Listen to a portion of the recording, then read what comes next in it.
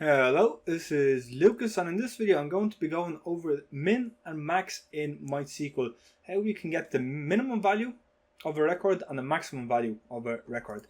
So I have a table created here, so if we do select all from persons, you can see that we have 6 records inserted into here. So let's say that we want to get a record with the smallest value, and then a record with the biggest value. So we are going to be targeting the field ID. Okay, but we can use this for any other field that we have.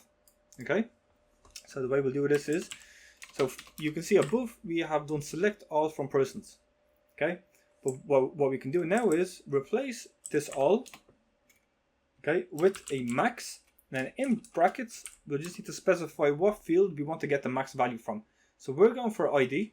Okay, which is 103. So if we put ID in here, press enter, you can see that we get 103 because that is the max value of all of these records. Okay, now you can see up here we have max ID. Now we can actually change this. So you can see we're doing select max ID, but what we can do is we can do as, then we can just give it any name like maximum. Press enter, and now you can see that we have changed the field name to maximum. Now we can do the exact same thing with min. So we'll do min. I'm going to change this to minimum. Press enter, and you can see we are going to get the minimum value of our records, which is 1.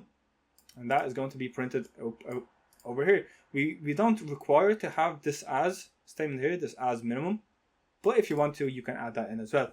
So that's about it for this video. It's a very short one, but I hope this video was helpful. Hope you enjoyed it, and I'll see you in the next one. Peace out.